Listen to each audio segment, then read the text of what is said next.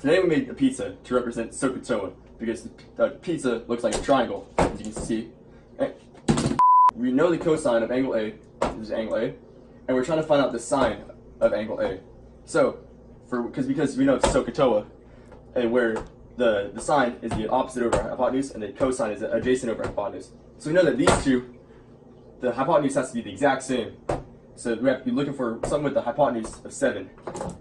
So if you look over here, this is the hypotenuse, this is the angle, and this is another angle. So Hunter, is A correct? No. Why? The hypotenuse is 5. Okay, cross out. Is B correct? 3 over 5? No. How come? The hypotenuse is 5. Oh, and that's not right because it has to be 7. Okay, now cross it out. I said oh, solution says we only have one possible answer left, and that is sine A is equal to 2 over 7. Why? Hi, my name is Emma, and I'm doing problem L. The first step to this problem is divide by -6 on both sides. Your final answer is n is greater than 2. Thanks for watching! Bailey is 7 feet tall. She is 5 feet away from Ollie. Ollie is 10 feet away from the tree. I can't climb the tree! Jessica wants to climb the tree, but she's determined it's impossible because she doesn't know how tall it is. Nothing's impossible, Jessica. I'll show you.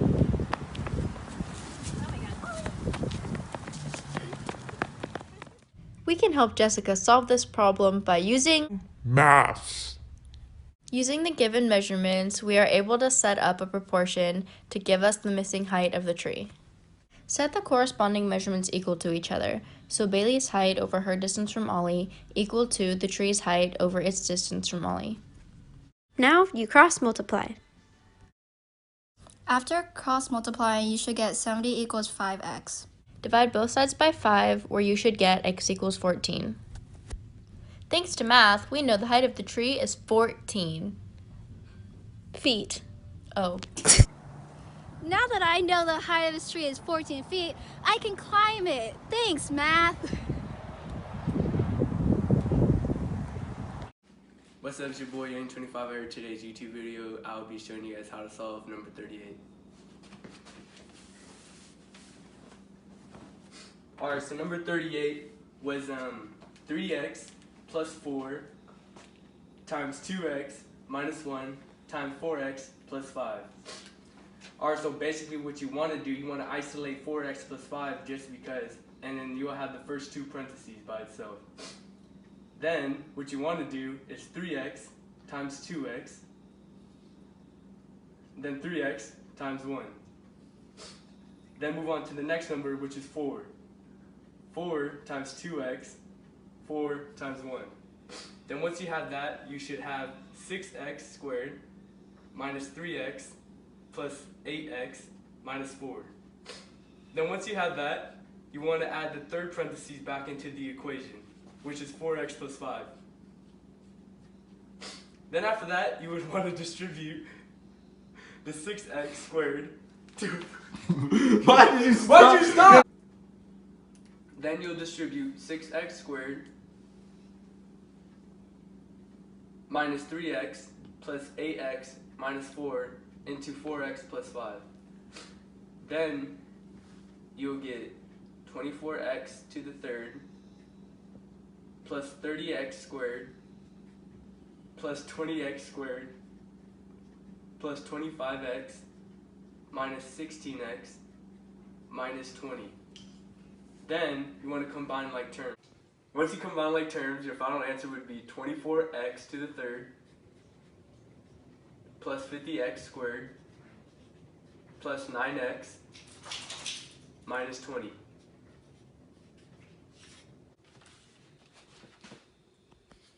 Hi, let us introduce ourselves. I'm Dawson. I'm Ryan. I'm Math Guy. Here we have problem 57. As you can tell, it is super complex, so let's get right into it. We'll be using balloons as a demonstration. So imagine that the c's in the equation. So what do we have in common? Well, there's 1, 2, 3, 4, 5. and 1, 2, 3, 4, 5. So to make this simpler, we can take off 5 from each side.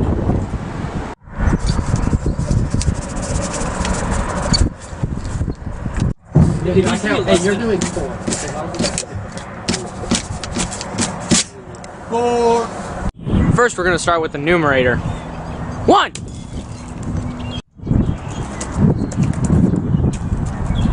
Dig. 2.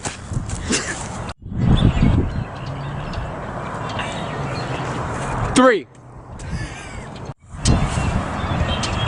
4. 5. Now the denominator. 1. 2.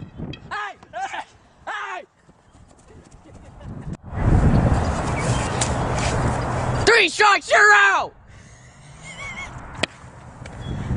4.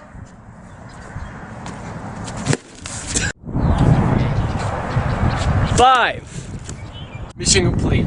As you can see, since we took 5 from the top and 5 from the bottom, it's just C to the 10th. We're going to be solving for P in this equation. Q minus P equals 4. So since we already have this up, let's go on to the other equation. So now we're gonna put 2 plus P's right here.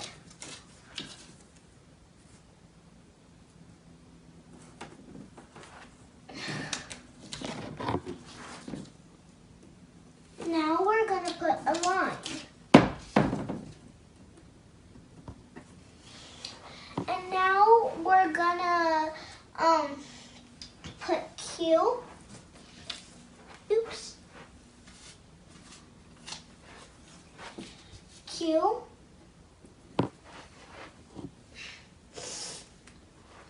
Plus, not plus, equals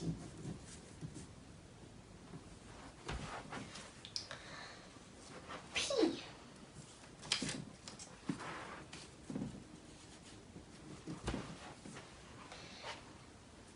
Plus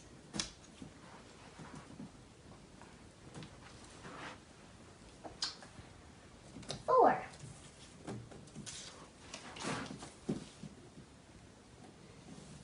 Now we're gonna put 2 minus 4's right here.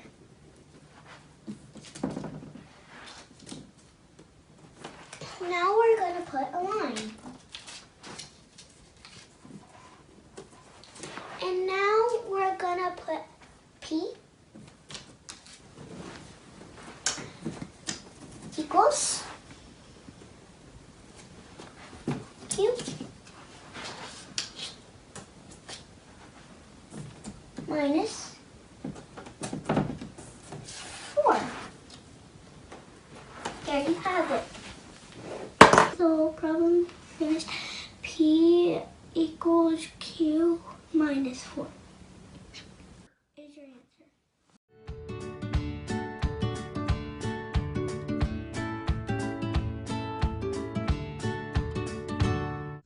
I brought you here today to see who can mow the lawn the best. You think you got what it takes to mow the lawn, little girl? Yeah.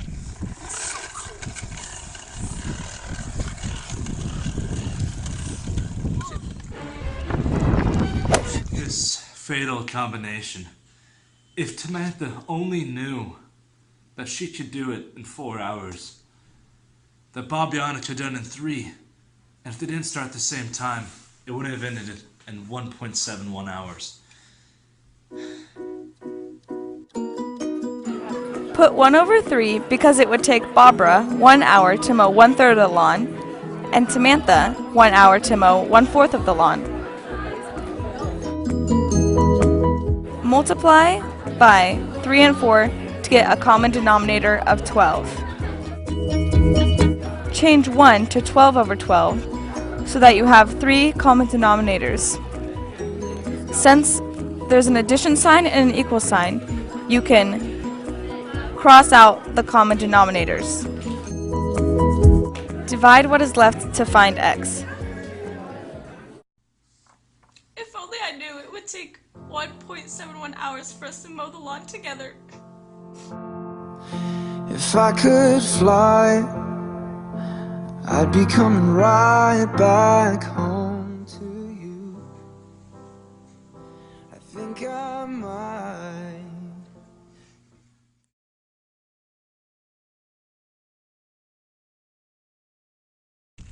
Action.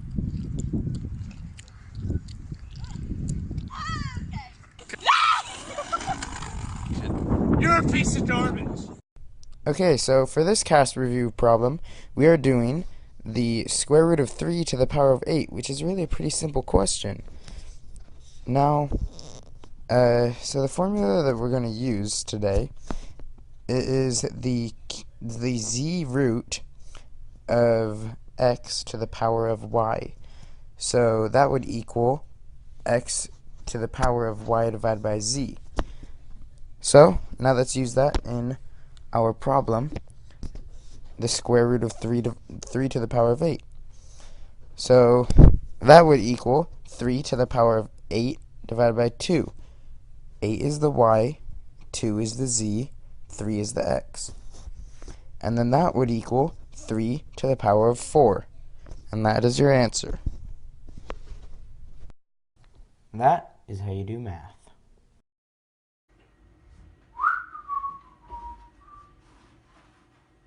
Oh, hi. I didn't see you there. You see, I was just too into this problem. Problem number 26. You know, it's so interesting. It says sine omega equals 4 over 7. Wow, magic. Hi. Okay, so we're gonna get into math here. First off, in this problem, you gotta realize that the 4 quadrants in the unit circle, uno, dos, tres, cuatro, and we're gonna go here. So we got sine theta 4 over 7. We gotta solve the sine. That's gonna be 0.571.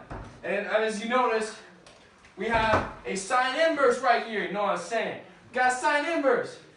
That's gonna lead down to this puppy. I'm telling you right now, it's gonna lead down to this. It's gonna be right here. I'm gonna take out that one. Yeah, I like that. It's gonna be right here. Now you gotta understand that if you notice, in the unit circle, it's gonna be right in here. That's quadrant 1. Let's go. Oh, hi again. I didn't see you there. But anyways, give this video a like, smash that like button, subscribe, and if you didn't like the video, guess what? Get out! Because we don't like you either. Alright, thank you again for watching, and have a great day. And for entertainment purposes, just so you never forget SOHCAHTOA, we have a very good saying for you. See old hag crack all her teeth on aspirin. Have a good day.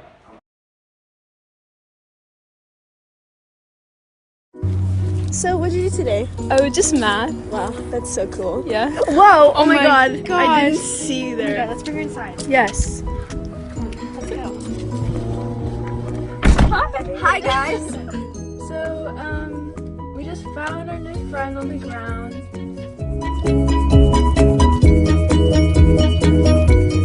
And now we need to explain how she became this.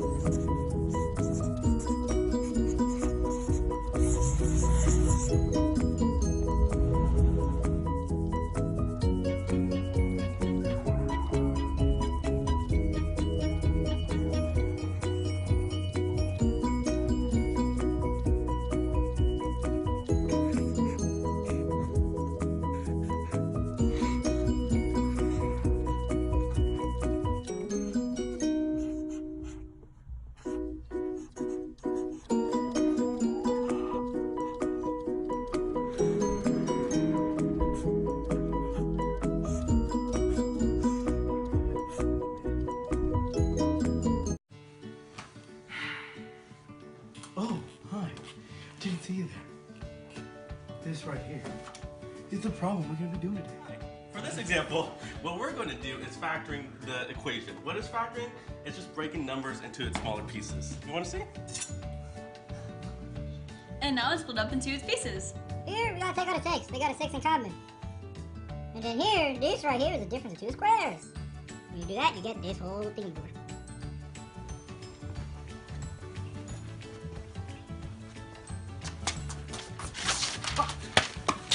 Keep it! Now I gotta switch it. Just like that. The right fraction. Then we flip it. Now we gotta cross cancel the like terms.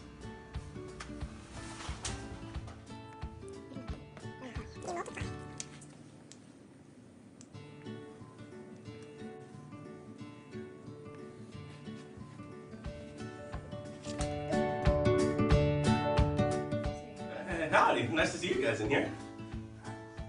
Then you write out the answer. Hey Haley, catch! We're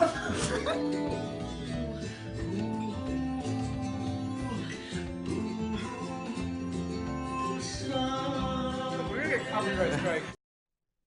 What is the ratio for sin B? Although I know this problem may look very scary from the start, or whatever it may be, this problem is as simple as using sine, cosine, and tangent. So to find the ratio of B, all you have to do is use opposite over hypotenuse, which is 21 over 29. And believe it or not, you're finally done, and you may no longer have to worry on this specific problem. And now you can relax like Mr. Landon.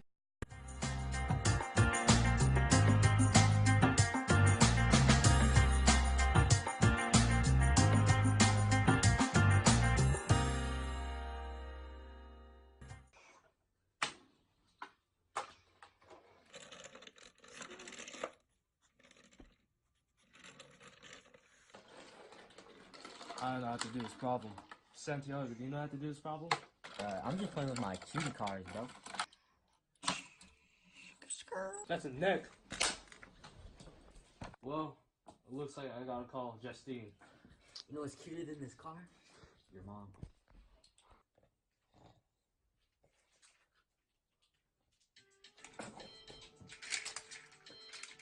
Hello?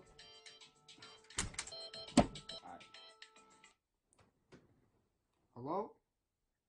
Hey, I need help on this math problem. Come over. Math problem? Use a graphing calculator, broke boy. Well, looks like Justine bailed on this. Bro, that's it. Oh, we should call it Rob.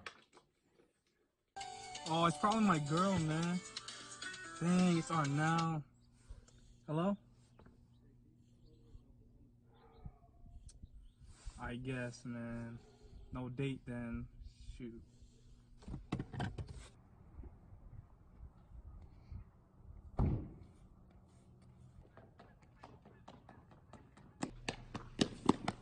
What are you doing here? No, you. I'm just here to play cutie cards with Santiago. I'm here to help out my boy Arnell. Alright, let's go. Hey, what's up? Oh, it's Justine. What are you doing in my house? I'm doing my homework. I'm just here to help you, man. You know what? Both of you guys, come here. Alright, Robert. I need help on this problem. Well, I brought a graphing calculator with me, just in case. Arnell, is this the problem you're struggling on? Yeah. First of all, 9 plus 10 ain't 21, man. You first want to press the y equals to plot the equation. Now we type the equation, parentheses, x minus 2, parentheses, square minus 4. Now we hit the graph button. That's what the equation looks like in a graph. The x-intercepts are 0, 0, and 4, 0. And our minimum value is at 2, negative 4. First of all, if you don't have a graphing calculator, we can always do the work. So first we FOIL out the problem. And after we get the values from FOILing out, we add up the common factors, the values, and then we put them in the diamond problem. And as you can see, the zeros are 0, 4, and then the minimum value is always negative 4 since it's in the equation right here. Thanks a lot, Robert. What should we do now? It's time to eat. Bro, we eat it. Let's go.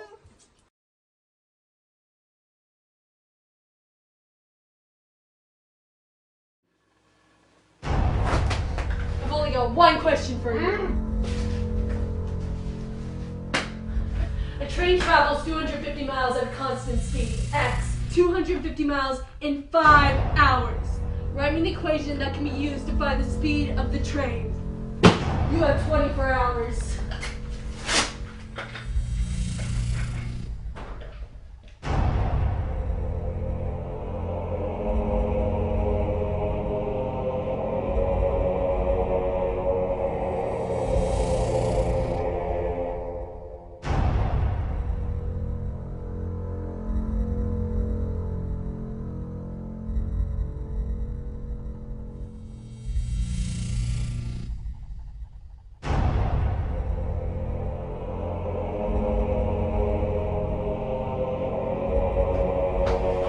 You have 2 hours.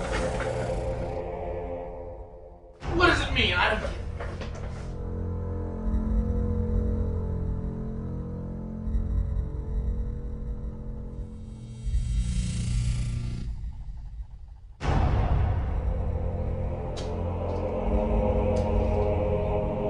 I got it. 50. It's 50. I got it. 50 what? 50 miles an hour. Where's your evidence? Speed is distance over time. So speed equals distance over time. Since the distance we know is 250 and the time is 5, it's division. So 50. Good job. You're a free man. 50.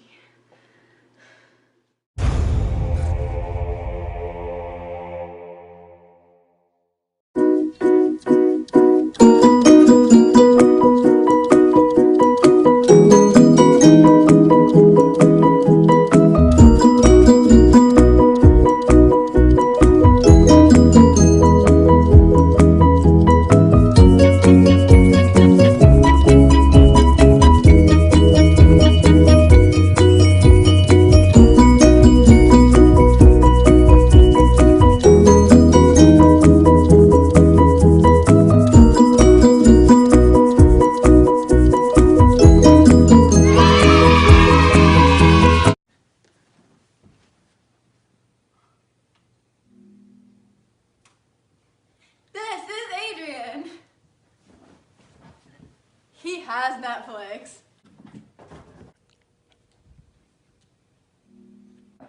And this is Schmitty. He watches Hulu.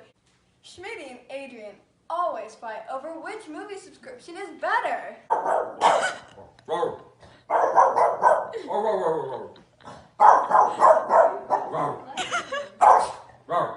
I think he's scared. And the only way to find out which one is better is with a math problem. We have to make a math equation to see how many movies Adrian will have to watch to match Schmitty. Off to you, Megan. First, let's set up our equation. Adrian spends $65 a month plus $3.75 for every additional movie he watches. Schmitty spends $57.50 per month plus $4 for every movie he watches. What's the 15? The 15 is how many movies Schmitty watched last month. Now on to the next step. Now, what does 4 times 15 equal? 60. Correct! Now, what's 57.5 plus 60? 117.5. Correct! And now I want to see what happens next. Our next step is to take 65 away from each side. Now, when we do that, what are we left with on this side? 3.75x. And what are we left with on this side? 52.5. Correct! Now time for our final step. We have to divide each side by 3.75, which leaves us with x on this side. Now what is our final answer? 14. Correct! So kids, as we learned here today, Adrian can only watch 14 movies for the same price that Schmitty can watch 15.